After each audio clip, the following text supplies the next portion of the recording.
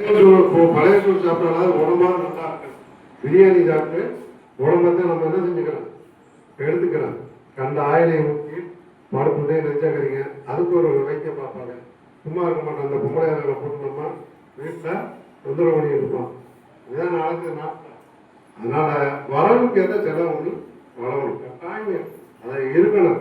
நீங்க ஒரு வேலைக்கு போனாக்கா அதில் ஒரு நீ மாதம் 10,000 ரூபா சம்பளம் வாங்கினாலும் சரி, அது ஒரு 1000 ரூபாய் நீங்க மிச்சம் பண்ணணும். அதுதான் உங்க வாழ்க்கை. அதே போல ட்ரெஸ்ஸுங்க,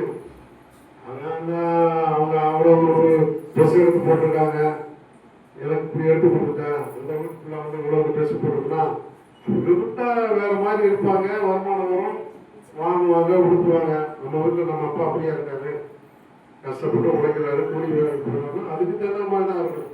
அதனால கம்பேர் பண்ணி இன்னைக்கு அவங்க வீட்டில் அப்படி அதை செஞ்சிருக்காங்க, கார் வாங்கியிருக்காங்க, பொருளாக இருக்காங்க.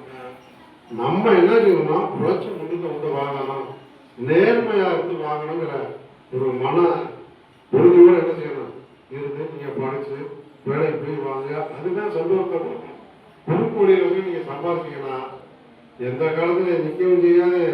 கவர்மெண்ட்ல யாரும் சும்மா இருக்க மாட்டா. இல்லாட்டி ஒரு பெட்டிஷன் போட்டா நோண்டி எல்லாத்தையும் எடுத்து கம்பி எண்ணெய் விட்டுவாங்க. முதல்ல போக வேண்டிய கூட பின்னாடி போக வேண்டியது இருக்கும். கேஸ் கன்விஷன் தண்டனை ஆச்சுன்னா அதை நீங்க மனசுல வச்சுக்கோங்க. எந்த சூழ்நிலையும் நானாத்தான் இருக்கணும். 10 பைசா நானும் உழைச்சுதான் நீங்க அடுத்தவங்க வந்து எதிர்பார்க்க முடியாது. அடுத்தவங்க நமக்கு செய்வாங்கன்னு எதிர்பார்க்க கூடாது.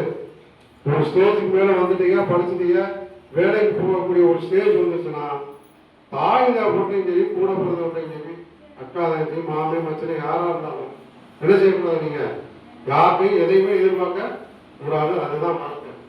நம்மளாம் உழைச்சு சாப்பிடணும்.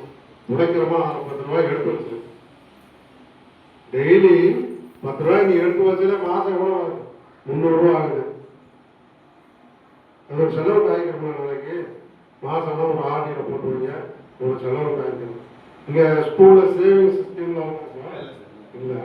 நாங்க படிக்கிற காலத்துல எல்லாம் சஞ்சய் ஸ்கூல்ல இருந்திருக்கோம். நாங்கெல்லாம் ஸ்கூல்ல வாங்கி வீட்டுல வாங்கி கொண்டு போய் டீச்சர்கள் கொடுத்து அதுக்கு ஒரு பாஸ்புக் கொடுத்துருப்பாங்க. ஸ்டேட் பேங்க்ல வச்சு நாங்கள் கொடுப்போம். அது வருஷத்துக்கு ஒரு 200 ரூபா 300 ரூபா வாங்குவோம். அந்த மாதிரியான எங்களுக்கு வந்து அந்த சேவிங்ஸ் பழக்கத்தை ஒன்று பழக்கி கொடுத்தாங்க. இன்னைக்கு நல்லா அதே நீங்க இருக்கு.